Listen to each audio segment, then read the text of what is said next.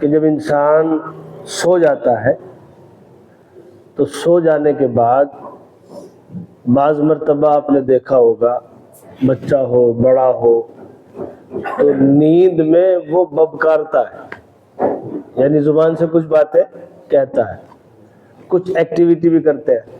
یعنی بہت سارے قسم کے لوگ ہیں، کچھ ایسے ہیں کہ جو اٹھ کر چل دیتے ہیں. تو یہ سب کوئی بیماری وغیرہ نہیں ہے. ہاں، ذہن صاف رکھیں کہ ذہن میں آ جاتا ہے کہ ہو سکتا ہے میرے بچوں کو کسی نے کچھ کرا دیا ہو، ایسا ہو گیا ہو ویسا، یہ اس طرح کا نہیں ہے.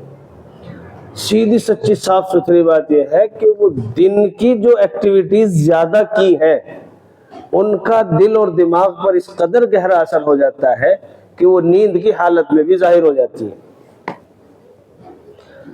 تو یہ اللہ تعالیٰ نے صرف ایک ایگزامپل کے طور پر رکھا ہے تاکہ بندہ اس وقت کو یاد رکھے کہ جب بالکل اخیر وقت ہوگا تو پھر زبان سے کیا نکلے گا.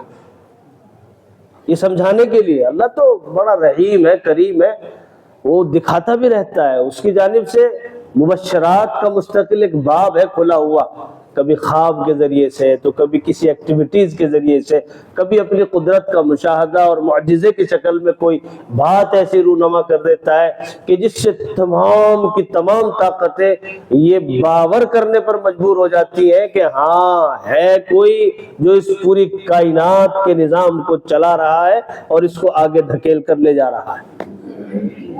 وہ تو رب ہے، وہ ایک سیکنڈ میں آن کی آن میں مستقل، یعنی سیکنڈ کا 100واں حصہ بھی بہت ہوتا ہے، اس سے پہلے اظہار کرا دیتا ہے. کبھی کبھار وہ مستقل پوری زمین کو ایسی جنبش عطا فرماتا ہے کہ لرز کر رہ جاتی ہے، ہر ایک طبیعت کانپ اٹھتی ہے. تو یہ ساری باتیں صرف اس لیے ہوتی ہیں کہ ہم اقرار کر لیں کہ ہمارا رب ہے، ہمیں اس کے احکامات کو ماننا ہے، اپنی زندگیوں میں اتارنا ہے، اپنی زندگی کو اس کے موافق بنانا ہے تاکہ ہمارا مرنا آسان ہو جائے.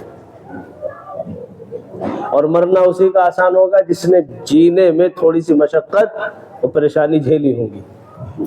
مطلب یعنی مجاہدہ کیا ہوگا اللہ کی معرفت کو حاصل کرنے میں، اللہ کی عبادت کے کرنے میں، اپنے نفس پر چوٹ ماری ہوگی، تو پھر اللہ تعالیٰ اس کا مرنا آسان فرما دے گا. یعنی جب وہ آخر وقت پر پہنچے گا تو اللہ اس کی زبان سے کلمات جاری فرما دے گا، وہی کہ جو صبح شام مستقل تسبیحات کرتا تھا، مثلا سبحان اللہ والحمد للہ ولا الہ الا اللہ واللہ اکبر ولا حول ولا قوت الا باللہ العلی العظیم. کبھی وہ سورہ فاتحہ پڑھے گا تو کبھی وہ سورہ ناس پڑھے گا، سورہ فلق پڑھے گا، معوذتین پڑھے گا. کیوں؟ اس لیے کہ اس پر اس کی محنت چل رہی تھی. تو جو آدمی جس طرح کی محنت کرے گا ظاہر ہے کہ آخر وقت میں اس پر اس سونے والے کی طرح اسی کا غلبہ طاری ہو جائے گا، کیونکہ اس وقت وہ حالت ایسی ہوگی کہ آپ نے دیکھا ہوگا کہ جب وقت بالکل قریب آتا ہے، ہمارے حضرت فرماتے ہیں کہ پوری زندگی جن جھمیلوں میں انسان پھنسا رہا، آخر وقت میں ہم لوگ ان جھمیلوں کو سامنے لا دیتے ہیں. آ کر کہتے ابا تم نے مجھے پہچانا نہیں. بڑے حضرت ہمارے یہ مثال فرما رہے تھے کہ کم از کم اب تو پہچاننے سے تم دور ہو جاؤ، اب تلقین کرو بیٹھ کر قریب میں، لا الہ الا اللہ محمد الرسول اللہ، اشہد ان لا الہ الا اللہ واشہد ان محمد عبدہ ورسولہ، اس کا ذکر کرو تاکہ زبان پر وہ کلمہ جاری ہو جائے اور وہ پڑھتے پڑھتے روح پرواز ہو جائے، تاکہ زندگی کارگر ہو سکے.